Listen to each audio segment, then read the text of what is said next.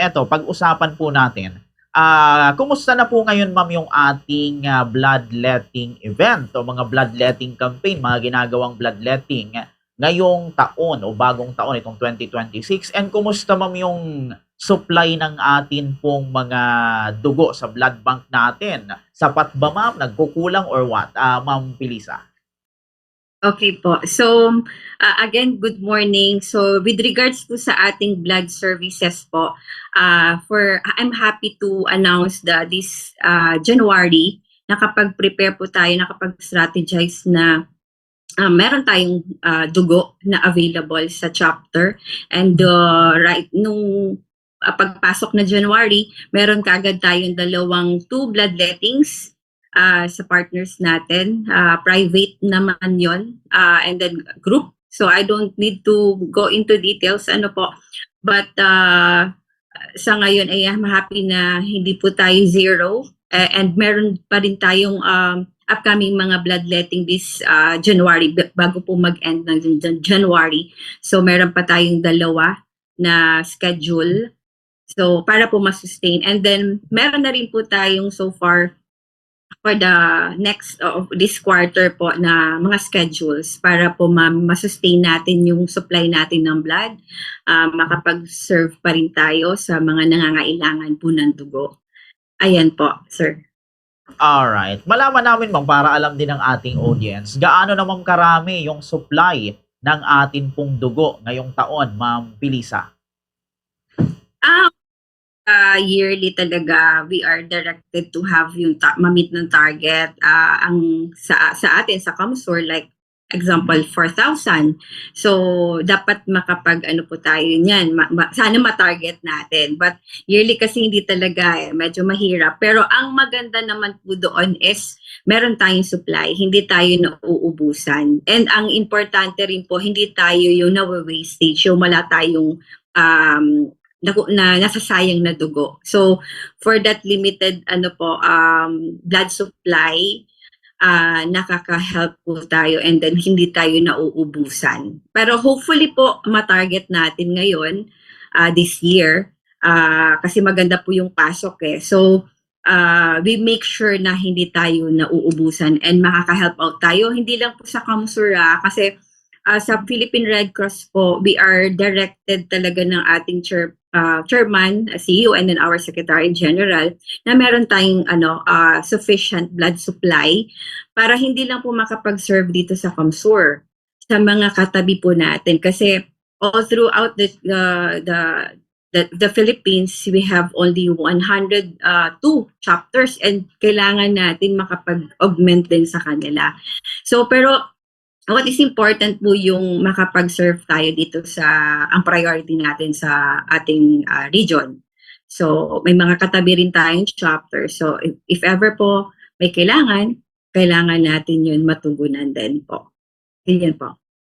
Alright. Malaman namin, Ma'am Filisa, ano-ano ng mga lugar, ma'am? Or saan na pong mga lugar kayo, ma'am, nakapag-conduct ng bloodletting event, Ma'am Filisa? For this year po, for January, dito pa lang sa Naga, meron na request like siguro ibanggitin ko na rin po yung SNR natin yan, I'm happy to be maging partner nila kasi sa national level din we have partner with them. So yung mga may private din po na mga organizations na they are valued natin clients na nagre-request talaga yearly. So, isang organization po yan. So, almost ngayon po is Naga pa lang. Pero sa this coming before end of January, meron tayong sa Pili Park po. So, we will conduct parang massive din po yung natin doon, blood donation po. Alright. Eto ma'am, para malaman din ng ating audience, bakit daw ma'am hindi kayo nauubusan ng supply ng dugo? Kasi yung ibang mga organization, nauubusan talaga eh. Well, hindi ko nababanggitin. Nauubusan sila ng supply. Yung ibang mga ospital, nauubusan ng supply. Dito sa atin ma'am, parang sapat na sapat talaga eh. More than sapat pa. Ano ma'am yung ating secret or ginagawa, Ma'am Filisa? Opo.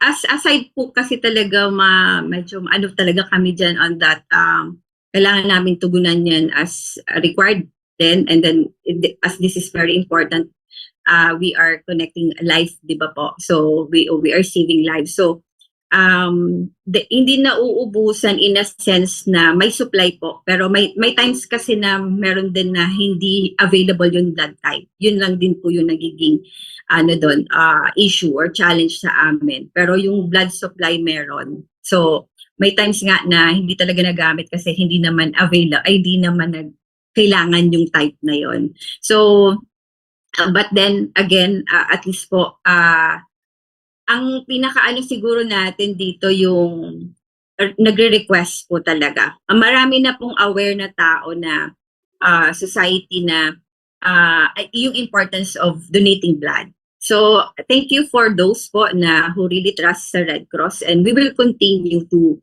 do more yung ma-maintain po yung trust nila sa atin. Alright po. Eto ma'am, bukod ma'am sa bloodletting event, mga bloodletting po natin, ano pa ma'am yung mga activity, mga gagawin pa natin ngayong taon, especially ngayong papatapos na ang January or sa mga susunod pang buwan, Ma'am Pilisa? Yeah, timing po ano po kasi this is part din po ng activity natin sa Red Cross na we will really have to plan out. And aside from the mga activities natin na pwede natin ipasok ngayon na taon na that we were not able to accomplish before or hindi natin na-perform or hindi natin ipasok sa calendar, there will be a lot. There will be kung ano po yung mga usual aligned sa national headquarters din na activity, yung mga monthly natin activities, lalo na marami tayong services, not only the blood, highlight po yung blood kasi very important, and that's one of the primary service natin na pinoprovide. We also have the safety services po. So hindi ko na, I'm not going into details, pero monthly, every day, as much as possible po, we have trainings po. Walk-in yan or request yan from a school, LGUs, and private groups. We will continue that po. Yan po yung maging regular na activity ng chapter. Also, we have the volunteer service. That's under our program ng RC143. We are continuously recruiting volunteers po, lalo na po sa mga barangays. We started already ngayon na January to promote that in different LGUs, different districts po ng Camarines Sur. And so right now po, I want to panawagan sa lahat po na continuous po tayo. You are welcome po to invite us. And then also we have the usual, yung highlights natin mga activities like Peña Francia. We also have the IHL. And we have also the CPR. So may mga months po yun na definite dates na pina-perform namin. So medyo magulo pa yung report ko, no? Pero so far yun yung mga natin ganap. And then we will also join like mga